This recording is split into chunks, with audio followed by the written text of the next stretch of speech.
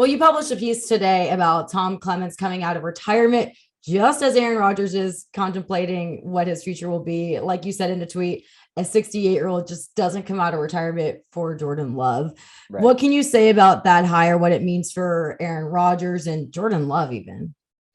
Yeah, so it's interesting because Tom Clements was on the Packers offensive staff in various roles for a decade: QB coach, offensive coordinator, and assistant head coach from 2006 to 2016. So when I say he's not here for Jordan Love, I guess he is technically, because Jordan Love, if he's still on the team, Tom Clements has experience helping a QB drafted in the first round transition because he did it with Aaron Rodgers back at the start of Aaron Rodgers' career. But Tom Clements is not coming out of retirement to coach starting quarterback Jordan Love. He's coming out of retirement to coach starting quarterback Aaron Rodgers. I can't count the number of times over the past 3 years covering this team when Aaron Rodgers has unprompted gone out of his way to praise Tom Clements and what he's done for Aaron Rodgers' development. Always talking about Tom Clements this, Tom Clements that.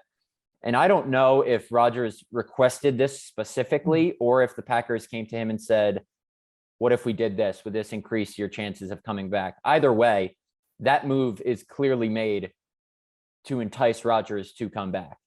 I would be stunned if Aaron Rodgers isn't back in Green Bay after that move was made. I was kind of, before he gave his post MVP award press conference, I was kind of leaning toward that he's going to get traded to the Broncos because he loves Nathaniel Hackett. The Packers tight ends coach is the offensive coordinator out there now. They have a roster ready-made to contend, even though it's in a tough division. But now I'd be stunned, and I keep flip-flopping, but I'd be stunned if he's not back in Green Bay because he has too much left to give as a player, so I don't think he's going to retire. And, his relationship with the front office is smoothed out here. That's why he stayed away last offseason. They're bringing in Tom Clements to coach him, one of his favorite coaches ever.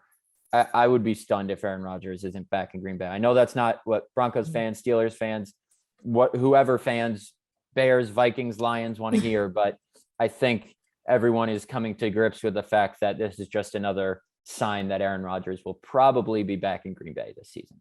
Yeah, there's a lot of quarterback openings, and Aaron Rodgers is the top prospect for them all. But looking at how that last getting into, camp and all of that, he waited out because the main thing was he wanted better input with the franchise that he put so much into. How big of a move is this that they hire a coach that he has so much respect for? Do you think that they're starting to listen to him, they're buying in and giving him more of a voice here and really considering what he has to say? For sure. I think one thing when Rodgers gave his extremely long press conference with us at the opening of training camp last season, the thing he really harped on as to why he felt a certain way about the front office last offseason was because he wanted to be more involved in decisions that directly impacted his job, whether it's, I'm not necessarily coaching decisions, but roster decisions. He listed off a whole CVS receipt of veterans, Charles Woodson, Brian Bulaga, you name it, going back years and years, who he felt were disrespected or mishandled on their way out of Green Bay.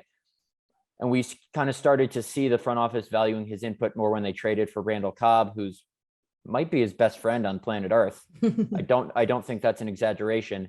And then throughout the season, Aaron Rodgers, he has a purpose for everything he says. So he's not just going to say something if he doesn't mean it, like some athletes do. He would always say, the communication is a lot better. He gave a lot of credit to Brian Gutekunst, the GM, Russ Ball, the director of football operations, and their cap guy. Matt LaFleur was never the problem. To Mark Murphy, the president, who was probably the biggest part of the problem. So that has been smoothed over. This is just another instance of them saying, we're going to value your input. We're going to do everything it takes to get you back. And yeah, it does seem kind of like a desperation move to get him back. But wouldn't you be desperate too if you have, arguably the most talented player to ever throw a football kind of on the fence about what he's going to do next? I would. Mm-hmm. I don't blame them at all. Especially when you missed out on last year's draft class of 5 quarterbacks in the first round. Now there's not really many great quarterback options to look at, and multiple teams need quarterbacks. So it's slim pickings this time around. So hold on to him when you have him.